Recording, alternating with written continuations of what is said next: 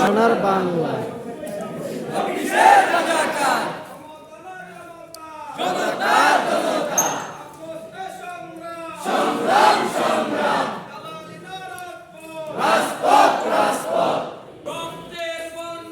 ভেসে যাবে অন্যায়, রক্তের বন্যায়, বৃথা যেতে দেব না, বৃথা যেতে দেব না, বৃথা যেতে দেব না। হয়নি যুদ্ধ, আবু সাইদ মুগ্ধ, শেষ হয়নি যুদ্ধ, শেষ হয়নি যুদ্ধ, শেষ হয়নি যুদ্ধ, আবু সাইদ মুগ্ধ, শেষ হয়নি যুদ্ধ, আপোষ না সংগ্রাম, সংগ্রাম সংগ্রাম।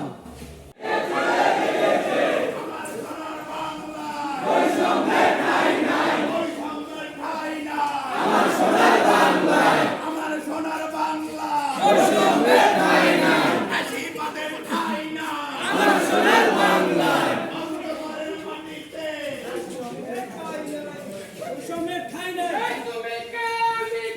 রাজাকার রাজাকার, স্বৈরাচার স্বৈরাচার, রাজাকার রাজাকার, স্বৈরাচার স্বৈরাচার।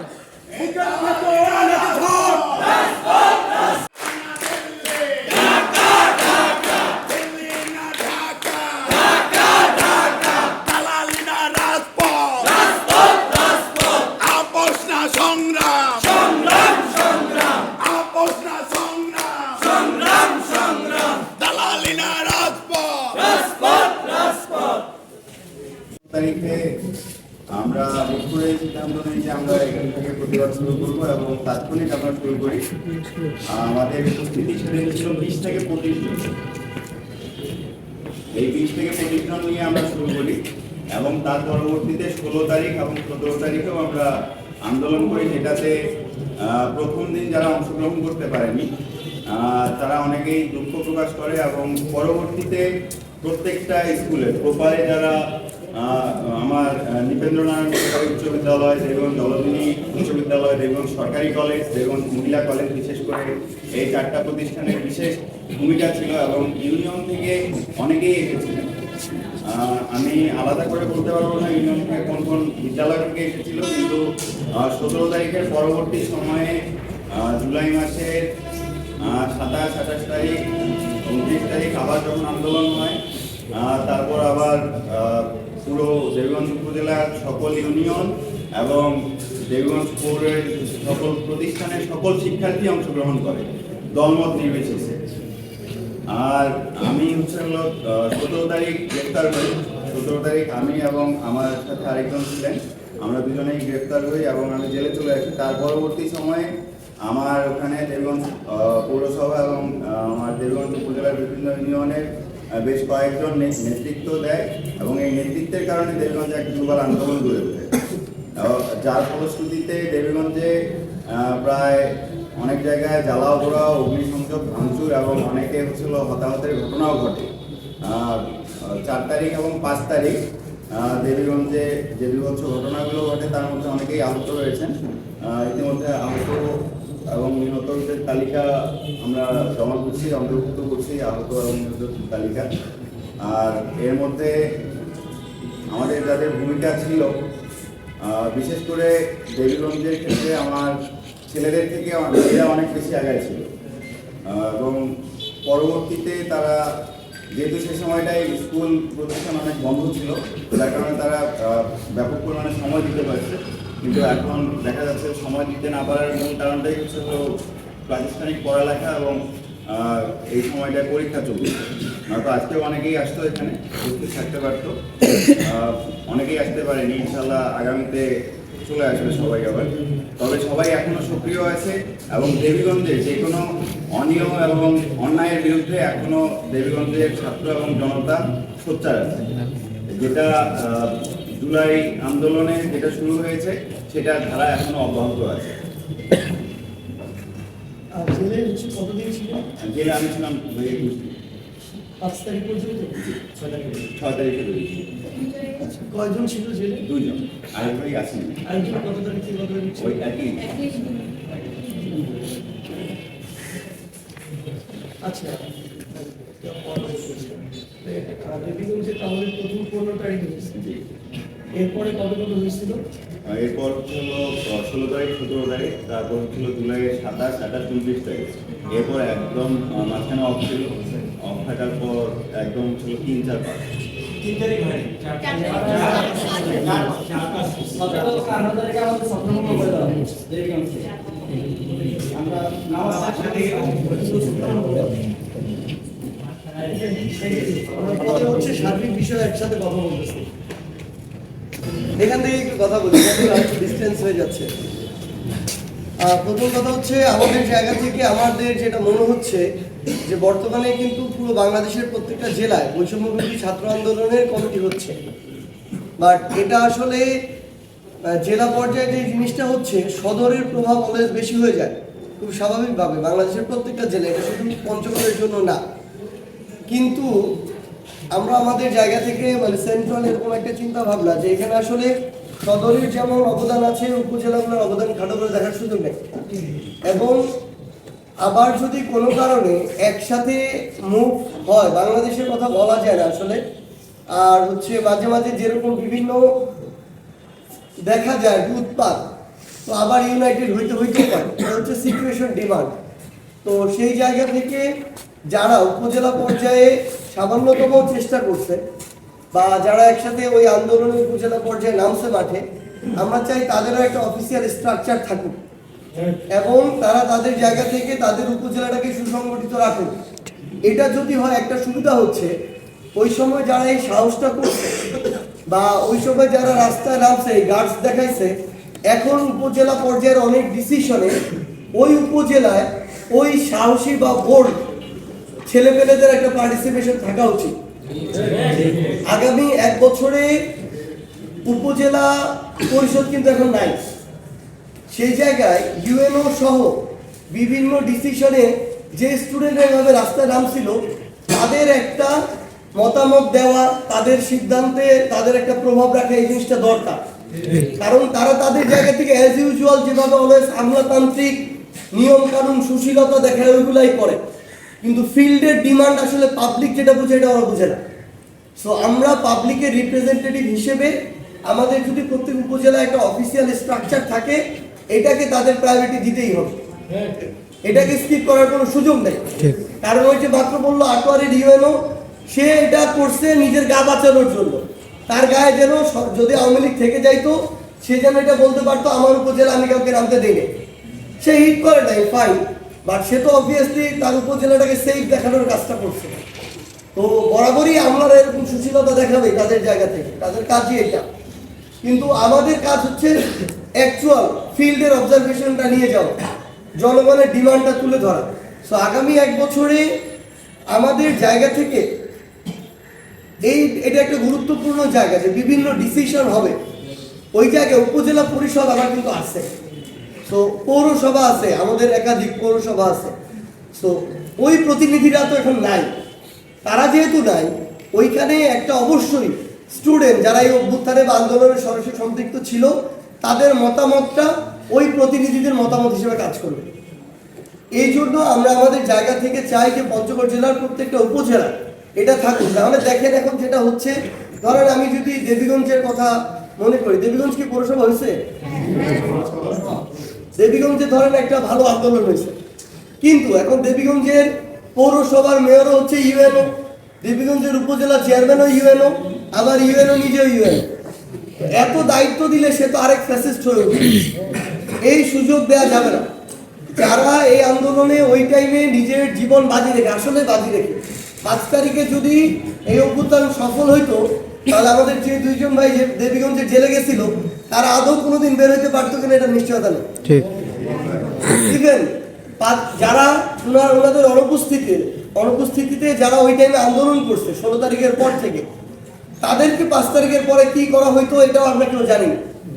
তো এই যে মানুষগুলো অ্যাকচুয়ালি জীবন পরিবার সবকিছু মায়া ত্যাগ করে এই সৎ সাহসটা ওই টাইমে দেখাইছে দেশের জন্য, মানুষের জন্য, তাদের একটা প্রায়োরিটি আমাদের নিজে সেট করতে হবে। সেট করার পূর্ব শর্ত হচ্ছে তাদের অফিসিয়াল একটা রেকগনিশন থাকতে হবে। বৈষম্য বিরোধী ছাত্র আন্দোলনের সেন্ট্রাল কমিটির আহ্বায়ক এবং সদস্য সচিব তাদের একদম সিল সিগনেচারে আমরা চাই, আমার এটা পার্সোনাল অপিনিয়ন, যে 5টা উপজেলায় 5টা কমিটি থাকবে। এটাতে আপনারা এগ্রি করেন কিনা? জেলা কমিটি আলাদা থাকবে এবং ওই জেলা কমিটিতে প্রত্যেক উপজেলার নির্দিষ্ট একটা ডেকোরাম হইতে পারে, 2 জন 4 জন 6 জন, তারা প্রতিনিধিত্ব করবে উপজেলার প্রতিনিধি হিসেবে। ধরেন পুরো জেলার কোনো একটা ডিসিশন রিলেটেড একসাথে বসবে, তখন উপজেলারও তো আমার 2-4 জন থাকতে হবে ওইখানে, তার উপজেলাকে তুলে ধরার জন্য। ওই জায়গা থেকে জেলা কমিটিতেও উপজেলার প্রতিনিধি অন্তত 4 জন 5 জন 6 জন এরকম থাকবে। আর এমনি হচ্ছে জেলা কমিটিতে একটা থাকতেছে এখানে। বাট প্রত্যেকটা উপজেলা গুরুত্বপূর্ণ একটা জায়গা। দেবীগঞ্জ উপজেলার এমন অনেক ডিসিশনে পঞ্চগড়ে হয়তো মানে পঞ্চগড় পর্যন্ত ওই সাউন্ডই আসে না, কিন্তু দেবীগঞ্জে অনেক বড় একটা সিদ্ধান্ত হয়ে যায় এবং ওই সিদ্ধান্ত একা একজন ইউএনও নিতেছে। এটা তো হইতে পারে না। তো এই জায়গা থেকে আসলে আপনাদেরকে কোনো একসাথে আসতে বলা, আমরা আপনাদের কাছে এটা চাইবো প্রায়োরিটি লিস্ট। একদম ফ্র্যাঙ্কলি বলি, আগে যেটা হইতো নেতাদের পিছনে তেল দিত, নেতারা সিলেক্টিভ লিডার বানাইতো যে তার তোষামত যত বেশি করে। আমরা এই কালচারটা থেকে বের হতে চাই। আপনারা আপনাদের জায়গা থেকে কন্ট্রিবিউশন ওয়াইজ, ধরেন দেবীগঞ্জ একসাথে বসলেন, এক্সাম্পল হিসেবে একটা উপজেলার কথা বলতেছে, বাকিটা কষ্ট পাবেন। তো আপনারা একসাথে বসলেন, বসে আপনারা একটা নিজেদের প্রায়োরিটি লিস্ট তৈরি করলেন। এটা আমাদের এটার পরে হয়তো হইতে পারে, কথাবার্তার পরে বসতে পারেন যে কিভাবে প্রায়োরিটি লিস্টটা হতে পারে। ওইটা যে ফিক্সড এরকম না, আমরা খোঁজ খবর নিব আমাদের জায়গা থেকে। এটা তৈরি করে দিলে যদি আমরা ধরেন আমি আজকে বা কালকে যদি ঢাকা যাই, রবি সোমবারের মধ্যে জেলা উপজেলা কমিটি সব অথরাইজড করে এখান থেকে পাঠিয়ে দেওয়া হবে, বা অফিসিয়ালি যে পেজ এখান থেকে পাবলিশ করে দেওয়া হবে।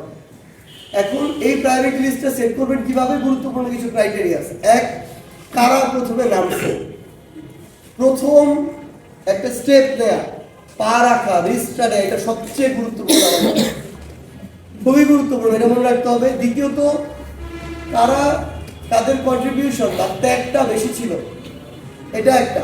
তৃতীয়ত, কারা 3-4 তারিখে নামছে, এটা আমাদের কাছে গুরুত্বপূর্ণ। 5 তারিখ ইস্যু না, 3-4টা ইম্পর্টেন্ট।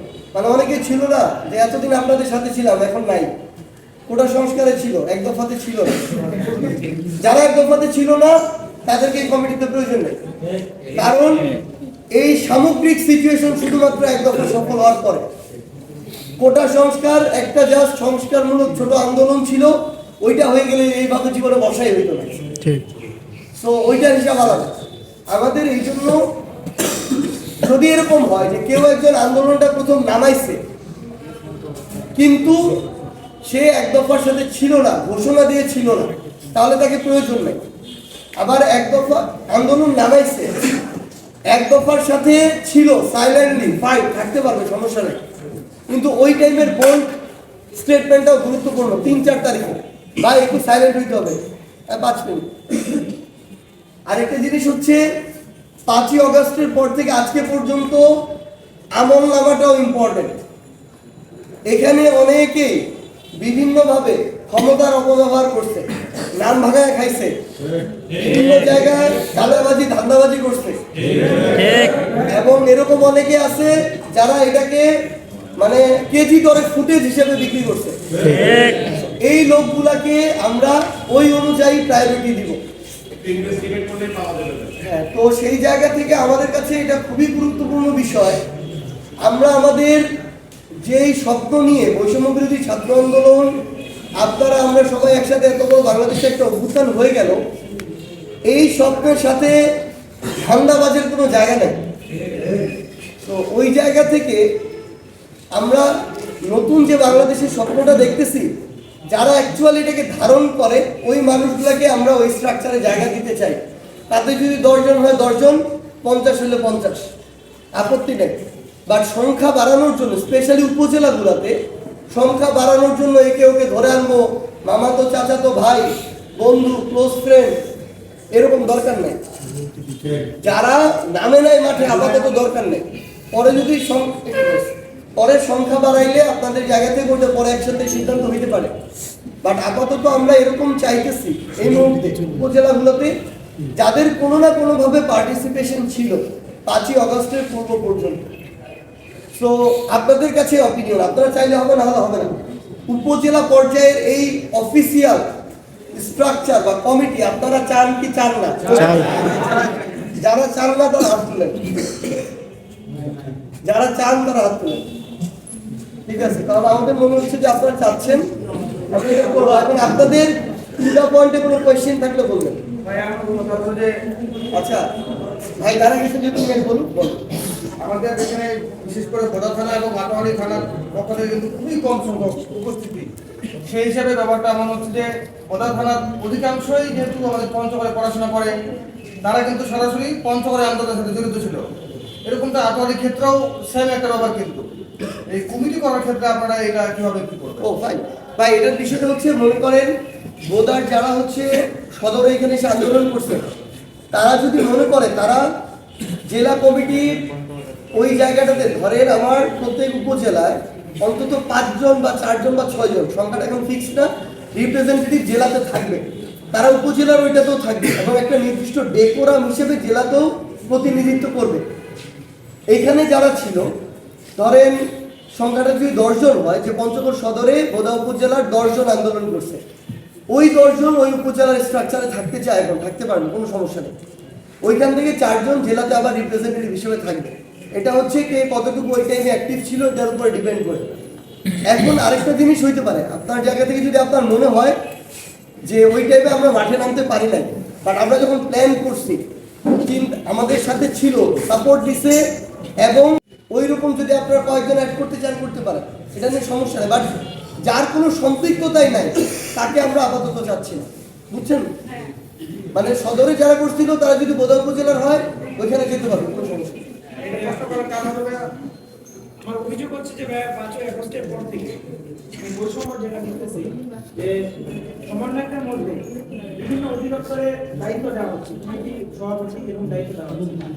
কিন্তু আমি 15 জুলাই থেকে শেষ পর্যন্ত আন্দোলনে সম্পৃক্ত ছিল আমার, কিন্তু পদ পদবীর আশা আমরা করিনি। কিন্তু দেখা যাচ্ছে যে আমাদের ইউনিয়নে ওই অধিদপ্তর থেকে, ইউনিয়ন থেকে মাদক অধিদপ্তরের কোন ইউনিয়ন? 10 নম্বর জায়গা সকালবেলা থেকে আর কি আওয়ামী লীগেরা ওরা আর কি চাপাতি রামদা বা বিভিন্ন রকমের ইয়া নিয়ে বেরিয়েছিল। তো বেরোনোর পরে তো আমরা তো খুবই ভয় পাচ্ছিলাম, আমাদের হাতে সামান্য একটা গাছের ডাল থেকে আমরা লাঠি নিচ্ছিলাম। তো এই সময় আর কি আমাদের প্রোটেক্ট করার জন্য 10টা ইউনিয়ন থেকে বিভিন্ন ধরনের, যাদেরকে আমরা চিনি না আর কি, সাধারণ মানুষ এসে আমাদের প্রোটেক্ট করছে। ওই মানুষগুলো যদি না থাকতো তো তাহলে সেদিন আমাদের আওয়ামী লীগরা মনে আর কি হয়তো পাবেই না, যেমন আমার মাকে বলছে দেবীগঞ্জ। তো ওদের কারণে আমরা আজকে এখন পর্যন্ত সুস্থভাবে দাঁড়াই পারছি। তো এখন এই কমিটি যে গঠন হবে, তো সেক্ষেত্রে আর কি ওনাদেরকে আমরা কি শতভাগ তাদেরকে আনতে পারেন, কোনো সমস্যা নেই। বা আমরা তো ওনাদেরকে চিনি না, এটুকু খুঁজে বের করতে হবে আপনাদেরকে যে কারা, এই দায়িত্ব তো আপনাদের নিতে হবে। বাট আমি একটা জিনিস বলি, যেখানে যেমন আন্দোলন হয়েছে সেখানে কমিটির সংখ্যাটা তত বড়ই হবে। তো প্রত্যেক স্টেক হোল্ডার যারা আছে তাদের রিপ্রেজেন্টেশন আনতে যদি জেলার চেয়ে উপজেলা কমিটি বড় হয়ে যায় কোনো সমস্যা নেই। ধরেন জেলা কমিটি হচ্ছে 100 সদস্য বিশিষ্ট, দেবীগঞ্জ উপজেলা 150 হচ্ছে, কোনো সমস্যা নেই। বাট যারা আসলে এখানে যাদের ভূমিকা ছিল তারা যেন নিজেদের কোনো সীমাবদ্ধতার কারণে বাদ না হয়। জি বলেন। না, এটা ক্লিয়ার করা উচিত না। বৈষম্য বিরোধী ছাত্র আন্দোলন কোনোদিনও বাংলাদেশের ইতিহাসে পলিটিক্যাল কোনো পার্টি হবে না। এই নামটাকে আমরা বাংলাদেশের একটা ঐক্যের সিম্বল, প্রতীক হিসেবে রেখে দেওয়া হবে। এটাকে এটা একটা ইনটেক প্ল্যাটফর্ম থাকবে। আগামীর বাংলাদেশেও যদি এরকম কোনো যৌক্তিক দাবি, সেটা ফ্যাসিস্টদের বিরুদ্ধে হোক, কোনো রাজনৈতিক দলের বিরুদ্ধে হোক, যে কারো বিরুদ্ধে হোক, নামানোর প্রয়োজন হয়, ওই প্ল্যাটফর্মটা ওইরকম একটা প্ল্যাটফর্ম হয়ে থাকবে যেটার সাথে আবার বা যেটাকে সামনে রেখে আবার সবাই একত্রিত হয়ে রাস্তায় নামতে পারবে। এটা সেম ভাবে আরেকটা জিনিসও বলি, জাতীয় নাগরিক কমিটি এটাও কোনো পলিটিক্যাল প্ল্যাটফর্ম হবে না, মানে রাজনৈতিক দল হবে না। তবে এই প্ল্যাটফর্মটাকে আমরা বলতেছি রাজনৈতিক শক্তি। এই প্ল্যাটফর্মটা পলিটিক্যাল লিডার তৈরি করবে, শুধু পলিটিক্যাল না, বিভিন্ন ধরনের লিডার হইতে পারে। আমার ভলান্টিয়ার্স যারা আছে তাদের লিডার হইতে পারে প্রাইভেট অর্গানাইজেশনের লিডার। বাট এটা একটা ইন্টেলেকচুয়াল প্ল্যাটফর্ম হবে, যেটা মানে ইন্টেলেকচুয়াল ক্যাপাবিলিটি বৃদ্ধি করা, পাঠচক্র করা, বিভিন্নভাবে লিডার তৈরি করা, তারপর দেশের বুদ্ধিবৃত্তিক যে জায়গাটা, ওই জায়গায় কাজ করা, এই কাজগুলো করবে। দুইটার কোনোটাই পলিটিক্যাল প্ল্যাটফর্ম হবে না। তবে বাংলাদেশে নতুন একটা রাজনৈতিক দল, সামনে এক বা একাধিক রাজনৈতিক দল আসবে। এই একাধিক রাজনৈতিক দলে এই দুই প্ল্যাটফর্মের যে কেউ যদি প্ল্যাটফর্ম ছেড়ে যেতে চায়, এটাতে কোনো সমস্যা নেই। আমি বুঝাইতে পারছি কি জিনিসটা? কারণ কারো পলিটিক্যাল অধিকার তো আমরা কেউ নিতে পারবো না, কিন্তু কেউ যদি যেতে চায় এটা ছেড়ে দিয়ে যেতে হবে। দুইটা একসাথে ধরে রাখার সুযোগ নেই। যদি যেতে চায় অবভিয়াসলি যেতে পারবে, এটা নিয়ে আমাদের কোনো সমস্যা নেই।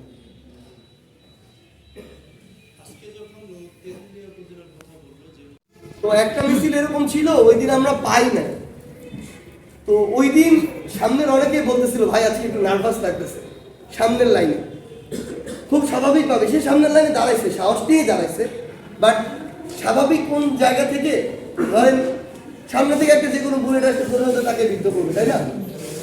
তো এই জায়গা থেকে আপুরা তাদের জায়গা থেকে যে গুরুত্বপূর্ণ রোলটা প্লে করছে, আমি প্রত্যেক উপজেলার কথা বলি, একটু কাইন্ডলি প্লিজ। প্রত্যেক উপজেলা কমিটিতে যেই ওই উপজেলা শিক্ষা প্রতিষ্ঠানের স্টুডেন্টের নাম ছিল, মাস্ট ওই শিক্ষা প্রতিষ্ঠানের রিপ্রেজেন্টেশন লাগবে, মাস্ট একেবারে। দরকার নামের পাশে শিক্ষা প্রতিষ্ঠান ব্র্যাকেটে লিখে দিবেন। এবং আমরা মোটামুটি আমাদের একটা ডিসিশন যে প্রত্যেক কমিটিতে আমাদের 25% মেয়ে থাকবে, মানে 1/4। এই আন্দোলনে 20 থেকে 25% মেয়ে আমাদের সাথে অ্যাক্টিভলি ছিল আমাদের মুভমেন্টে, মানে মোট সংখ্যা। সো এটা যেন কমিটিতেও নিশ্চিত হয়। এইটুকু প্রয়োজন হলে অনেকে এখন হয়তো স্কুল, কলেজ, বিশ্ববিদ্যালয়ের কারণে না, কিন্তু এই স্বীকৃতিটা তার থাকা উচিত। এই কমিটিটাও ইতিহাসের একটা অংশ হবে এক সময়। মানে এখন আমরা ইতিহাসের চলমান একটা ধারায় তো বুঝতেছি না, নিজে একটা অভ্যুত্থান ঘটায় ফেলছি বুঝতেছি না, কিন্তু আজকে থেকে 5, 10, 20 বছর পরে আমাদের পরবর্তী জেনারেশন এই অভ্যুত্থান সম্পর্ক ওইভাবে পড়বে যেভাবে এখন মুক্তিযুদ্ধ সম্পর্ক পড়ে। তো আমরা চাই যাদের এখানে পার্টিসিপেশন, অবদান ছিল, তাদের এই স্বীকৃতিটা থাকুক। তো যারা ছিল হইতে পারে তারা এখন হয়তো অ্যাক্টিভ না, স্বাভাবিকভাবেই সময়ের প্রয়োজনীয়তা নামছে, এটা সবচেয়ে গুরুত্বপূর্ণ। আবার সময় প্রয়োজন হলে নামবে, তাদের ওই কমিটিতে পার্টিসিপেশন রাখবেন। তবে শুধু একটা কথা বলি, মানে বায়াস হওয়া যাবে না। হ্যাঁ, এই অভ্যুত্থানের স্পিরিটটাকে মাথায় রাখতে হবে। ক্লোজ লোকগুলাকে আগে সুযোগ দিয়ে দিলাম, বন্ধু বান্ধব সার্কেল, এই স্বজনপ্রীতিটা করেন না। এটা করলেও অভ্যুত্থানের সাথে আমরা বিশ্বাসঘাতকতা করতেছি। কিছু বলবেন? আজকে কি ভাই সান ভাইয়ের নেতৃত্বে যখন আমরা এমআর কলেজে যখন 15-20 জনের মতো স্টুডেন্ট ছিলাম, সর্বোচ্চ 30-40 জন হবে, তখন ছাত্রলীগ আমাদের কলেজ গেটে এবং মরিয়ম নার্সারির সামনে আমাদের আটকানোর পরে আমাদের আমাদের হাতে যে লিফলেটগুলো ছিল সেগুলো তারা চেক করে। লিফলেট চেক করার পরে তারা আমাদের অনুমতি দেয়, কিছু কিছু লিফলেট আমাদের ছিঁড়ে ফেলতে বলে যে এটা ইউজ করা যাবে না। তখন তারপরে ওইভাবে তারা আমাদের বাধা দেয়। তারপর আমরা আন্দোলনে তারপরে আমরা আন্দোলনটা সফলভাবে করি আর কি 15 জুলাই। তারপর থেকে মনে করেন আন্দোলনে কিন্তু শারীরিকভাবে সবাই রাস্তায় নেমে এসেছিল, কিন্তু আমরা একটা বিষয় মিস করে যাচ্ছি, যেটা হচ্ছে মানে আন্দোলনটা কিন্তু শুধু আমরা পঞ্চগড়ে শুধু রাস্তায় হয়নি, কিন্তু আমাদের অনলাইনেও কিন্তু আন্দোলনটা হয়েছিল, সোশ্যাল মিডিয়াও হয়েছিল। তো এক্ষেত্রে আমাদের 2টা গ্রুপ আছে, একটা হচ্ছে পঞ্চগড় গ্রুপ, পঞ্চগড় নামে, যেটাতে 70,000 প্লাস গ্রুপ মেম্বার। যে আমি বলতেছি যে মানে এরকম 50,000 70,000 প্লাস মেম্বার ছিল যে গ্রুপটাতে, পঞ্চগড় নাম, সেটাও আমাদের আন্দোলনে অনেক ব্যাপক ভূমিকা পালন করে। এই পাশাপাশি হচ্ছে এমআর গভ কলেজ সরকারি, মানে মকবুল রহমান সরকারি কলেজ নামে একটা গ্রুপ আছে, যেটার অ্যাডমিন হচ্ছে আমাদের মোখলেসুর রহমান ভাই, যিনি সমন্বয়ক আছেন। তো এই গ্রুপেও মনে করেন ব্যাপক ভূমিকা পালন করে। মানে আমি নিজেও এই গ্রুপে মনে করেন অনেক পোস্ট করেছি, মনে করেন না হলেও 70-80 প্লাস পোস্ট করেছি। তো আমার নাম হাইড করা ছিল, আরেকটির নামে পোস্ট করছিলাম। তো এই মানে এইভাবে যারা অনলাইনে যারা ব্যাপক ভূমিকা পালন করছে আন্দোলনে, তারা কি কমিটিতে কোনোভাবে সুযোগ পাবে? এবং আমার একটা প্রশ্ন হচ্ছে যে মানে বিপি স্কুল এবং গার্লস স্কুল পঞ্চগড়ে আন্দোলনে তারাও কিন্তু ব্যাপকভাবে নেমে এসেছিল। যখন তারা স্কুল ড্রেস পরে আসছে, তখন কিন্তু পুলিশ মানে তারাও মনে করেন পিছায় গেছে এবং আমাদের আন্দোলনটা ব্যাপক ভূমিকা পাইছে, মানে ব্যাপক গতি বেড়ে গেছে আন্দোলনের। তো এক্ষেত্রে কি বিপি স্কুল এবং গার্লস স্কুলের কেউ মানে সেভাবে কমিটিতে সুযোগ পাবে কি? আমার এই 2টা প্রশ্নের উত্তর দেবেন। পরের উত্তর তো একটু আগেই দিয়ে দিকে আবার জায়গাও দিব না।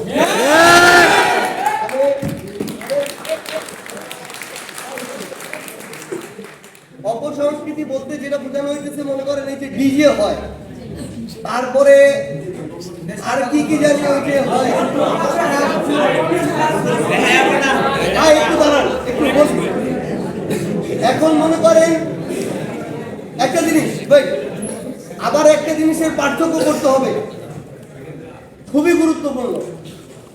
আমি যখন একজন মুসলিম হিসেবে কথা বলবো, তখন আমার কথার স্ট্যান্ড একটু একরকম হতে পারে। আমি যখন বাংলাদেশ রাষ্ট্রের নাগরিক হিসেবে কথা বলবো, তখন আমার স্ট্যান্ড কিছুটা আলাদা হতে পারে। এই পার্থক্যটা বোঝাটা ইম্পর্টেন্ট। রাষ্ট্র এবং ধর্মের পার্থক্য বোঝা ইম্পর্টেন্ট। একটা আমরা আরেক জায়গায় চাপাই দিতে পারবো না। রাষ্ট্র যেমন আমার উপরে ধর্ম চাপাই দিতে পারবে না, আমি ধর্মের একজন ধার্মিক ব্যক্তি হিসেবে রাষ্ট্রের উপর একটা জিনিস চাপাই দিতে পারবো না, কারণ রাষ্ট্র শুধু একটা ধর্মকে ধারণ করে না। এক, দ্বিতীয়ত শুধু যদি একটা ধর্মকেই ধারণ করে, ওই ধর্মের সকল মানুষের মেন্টালিটি একটা। অনেকে জন্মসূত্রে মুসলিম, কিন্তু জীবনে দেখবেন ইসলামের ধারে কাছে নেই, জীবনে নেই। তো রাষ্ট্র আবার তার উপর ইসলাম চাপাই দিতে পারবে না। তো আমার এই 2টা জায়গায় পার্থক্য করতে হবে। আমি আমার সংস্কৃতিকে একবারে বাদ দিয়ে দিতে পারবো না। ধরেন এখানে একজন ভাই গান গাইলো, এটা তো অপোজ করার কোনো সুযোগ নেই। আবার মনে করেন এরকম যে কালচার যেগুলো আছে, যেগুলো কালচার আমাদের বাংলাদেশের কালচারের সাথে যায়, যেই কালচারগুলো আমরা বহন করে আসছি, কিছুগুলো চাপায় দেওয়া হয়েছে বিগত 16 বছর ইচ্ছাকৃতভাবে প্ল্যান করে, ওইগুলাকে আমরা আমাদের জায়গা থেকে আর প্রশ্রয় দিব না। কিন্তু যেই কালচারগুলো অ্যাকচুয়ালি আমাদের বাংলাদেশ রাষ্ট্র বা বাংলা এই প্রভিন্স হিসেবে যেই কালচারগুলো আমাদের শত শত বছর ধরে চলে আসছে, ওইগুলাকে আবার আমরা যদি আমাদের জায়গা থেকে মানে যে কোনো কিছু বলে ওইটাকে দমায় দিতে চাই, এটা বেশি নেগেটিভ ইম্প্যাক্ট তৈরি করবে। আমার ক্ষুদ্র জ্ঞান, আমার জ্ঞানের লিমিটেশনস অনেক, বা জ্ঞানও খুবই ক্ষুদ্র, সেই জায়গা থেকে আমার মনে হয় মানে সাউথ এশিয়াতে, যদিও এটা এই ফোরামের আলোচনা না, এটা আরো কোর ফোরামে আলোচনা করা উচিত। সাউথ এশিয়া আমাদের যে রিজিয়ন বা আমাদের বর্তমান আর্থসামাজিক যে প্রেক্ষাপট, এই প্রেক্ষাপটে এই মুহূর্তে কিছুদিন আগে পর্যন্ত আমাদেরকে একটা ভারতের কালচারাল হেজিমনি চাপায় দেওয়া হয়েছিল। এটা থেকে এখন মানে ধরেন আমার একটা জিনিস ছিল -5, আমি যদি কালকে চিন্তা করি, আগামী 1 বছরে চিন্তা করি +5 করব, তাহলে এটা হিতে বিপরীত হবে। আমি আপনাদেরকে লিখে দিতেছি, আমাদের কাজ হবে -5 থেকে -4 করা, -3 করা, একটা সময় একটা স্ট্যান্ডার্ডে আসা, ধীরে ধীরে পজিটিভে যাওয়া। সো আমরা এমন কিছু চিন্তা করব না যেটা আমাদের সম্পর্কে কোনো এক্সট্রিমিস্ট আইডিয়া জেনারেট করবে। সো আমাদের জায়গা হচ্ছে খুব লজিক্যাল ওয়েতে এই অ্যাপ্রোচগুলো পজিটিভলি সামনের দিকে নেয়া।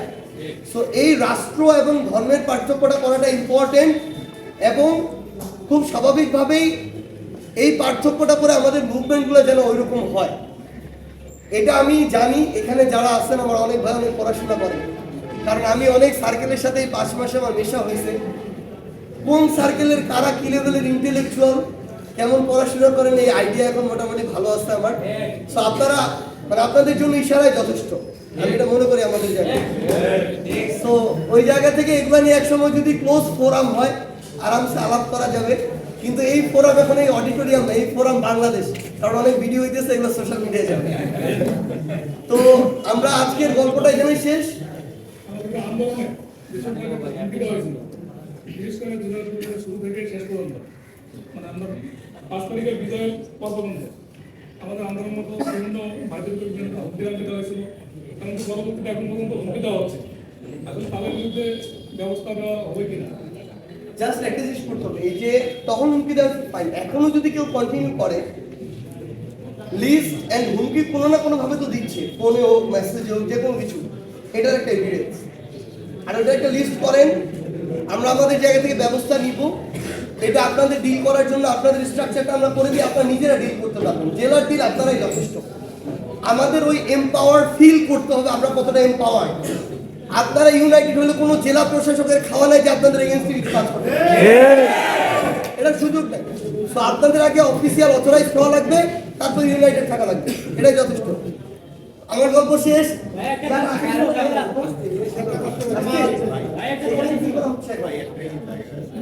আমাদের অত্র এলাকায় দেখা যাচ্ছে যে একটা মামলা বাণিজ্য চলতেছে, যেটা হলো পূর্ববর্তী সময় আওয়ামী লীগ করতো জামাত এবং বিএনপির সাথে, যেটা এখন একাই বিএনপি করতেছে হচ্ছিল আওয়ামী লীগের আন্দোলনের যে মামলাগুলো হচ্ছে, মামলাগুলোর পারপাসে তারা বাঁচায় নিচ্ছে। আপনার চেয়ারম্যান বলেন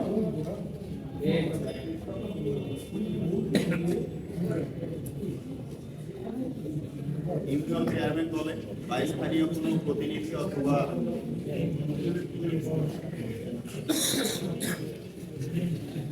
আচ্ছা, মামলা বাণিজ্যের এটা আসলে খুব প্যাথেটিক। মানে আমি কিছুগুলা কথা শুনলে মনে হবে যে কথাগুলোতে সুশীলতা আছে, বাট এটা রিয়েলিটিও আছে। ধরেন কোনো বাংলাদেশে 30% লোক আওয়ামী লীগ করতো, চুরি চামারি কিন্তু 30%ই করে না। মানে 100 জন লোক একটা জেলার আওয়ামী লীগ করে, যত রকমের অপকর্মের সাথে 100 জনে জড়িত ছিল। এইরকম লোকের সংখ্যাটা কম হয় কিন্তু প্রভাবটা বেশি থাকে। এই সংখ্যাটা হয়তো 10 জন 20 জন ছিল। তো আমাদের জায়গা থেকে কথা হচ্ছে যারা এরকম অপকর্মের সাথে, ক্ষমতার অপব্যবহার এগুলোর সাথে জড়িত ছিল, তাদের বিরুদ্ধে ব্যবস্থা নেওয়া হোক। কিন্তু একটা ভালো মানুষ, সে যেই দলেরই হোক, তার সাথে যদি ইনজাস্টিস করি, সো আগের সাথে আমার তো পার্থক্য হচ্ছে না। ঠিক। তো এরকম যদি কোথাও আপনারা ইনজাস্টিস দেখেন, 3 দিনের মধ্যে আমরা স্ট্রাকচার দিচ্ছি, স্ট্রাকচারে ডেকোরামে এক হয়ে কথা বলবেন সরাসরি জেলা প্রশাসক অথবা জেলা পুলিশ সুপারের সাথে। উপজেলা কথা বলার দরকার নেই, এখানে কথা বলবেন, এখান থেকে অর্ডার যাবে।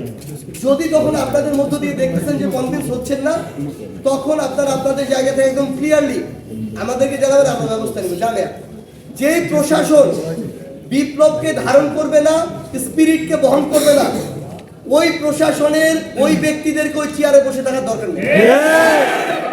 আমি আপনাদেরকে একদম স্ট্রংলি মঞ্চ থেকে বলতেছি, কেউ যদি এখনো কারো দালাল সাজার চেষ্টা করে, আপনারা জাস্ট ফেয়ার জায়গা থেকে অভিযোগ দিবেন, ওই চেয়ার থেকে অপসারণের দায়িত্ব আমরা একসাথে পালন করব।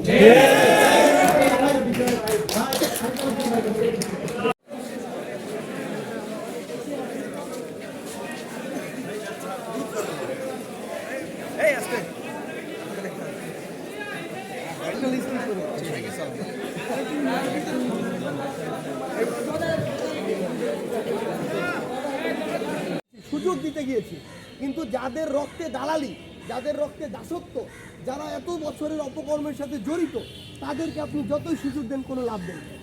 আমরা আমাদের জায়গা থেকে মনে করি, আমাদের যারা অন্তর্বর্তীকালীন সরকার, আমাদের প্রতিনিধি রয়েছে, আমরা যারা রাজপথে রয়েছি, আমাদের এখন সময় এসেছে এই বিপ্লবকে ধারণ করে বিপ্লবী ভূমিকায় অবতীর্ণ হওয়া। কোনো জায়গায় সেটা সচিবালয়টা সাম্প্রদায়িক সম্প্রীতি আছে, তার 10 ভাগের 1 ভাগ ভারতে নেই। এই বাংলাদেশে আমার হিন্দু ধর্মাবলম্বী, সনাতন ধর্মাবলম্বী ভাইরা যতটা নিরাপদ, আমরা যতটা ভাই বন্ধুর মতো থাকি, ওই ভারতে মুসলমানরা কোনোদিন ততটা নিরাপত্তা পায়নি।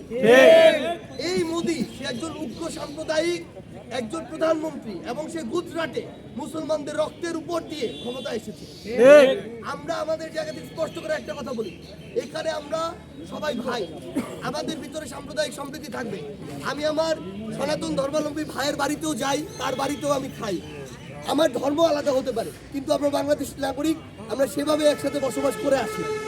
কিন্তু আমাদের এই সম্প্রীতিকে বা কোনো একটি দুর্ঘটনাকে কেউ যদি শুধু ফুটেজ খাওয়ার জন্য, অস্থিতিশীল পরিবেশ দেখানোর জন্য ভিন্নভাবে উপস্থাপন করে, আমরা স্পষ্ট করে বলতে চাই এগুলো মিডিয়া না, এগুলো হচ্ছে মিডিয়া নামক কিছু দালাল এবং এগুলো হচ্ছে পেইড এজেন্ট, যারা আওয়ামী লীগের মতো বিভিন্ন দলের গোষ্ঠীর এজেন্সির টাকা খেয়ে সাংবাদিকতা করে। আমরা মনে করি এরকম কিছু পেইড এজেন্টের কিছু দালালির কিছু সংবাদ, কিছু নিউজ আমাদেরকে বিন্দুমাত্র বিভ্রান্ত করে না এবং আমরা এগুলোকে পাত্তা দিতে চাই না। তবে আমরা শুধু একটা জিনিস বলি, ভারতের যারা সাংবাদিকতা ধারণ করেন, যে সকল আমাদের সাংবাদিক ভাই বোনরা রয়েছেন, যে সকল বিভিন্ন প্রিন্ট বা মিডিয়ার যারা রয়েছেন, তাদেরকে নিজেদের আত্মসম্মান রক্ষার জন্য এরকম ভণ্ডদেরকে প্রতিহত করা উচিত। কারণ তারা তাদের দেশের মিডিয়ার স্ট্যান্ডার্ড এই মানে ফালতু কাজগুলোর মাধ্যমে কমিয়ে আনছে। সেই জায়গা থেকে আমরা মনে করি যে সাংবাদিকতা একটি গুরুত্বপূর্ণ পেশা এবং রাষ্ট্রের একটি গুরুত্বপূর্ণ অংশ। সেই জায়গায় যারা এরকম বিভিন্নভাবে অপপ্রচার করার চেষ্টা করছে, আমরা তাদেরকে বলতে চাই, আমরা যদি একত্রিত থাকি, শেখ হাসিনাকে দেশ থেকে তাড়িত করেছি, বিতাড়িত করেছি, আপনাদের দু একটা অপপ্রচার আমাদের কিছু যায় আসে না। তবে ইন্টারন্যাশনাল যারা মিডিয়া, তারা যেন তাদের স্ট্যান্ডার্ড মেনটেন করে, তারা যেন সঠিক তথ্যটি নিয়ে সেটি উপস্থাপন করে। যদি সেটি না করে, আমরা মনে করব যে তারাও কারো না কারো এজেন্ট হিসেবে কাজ করছে।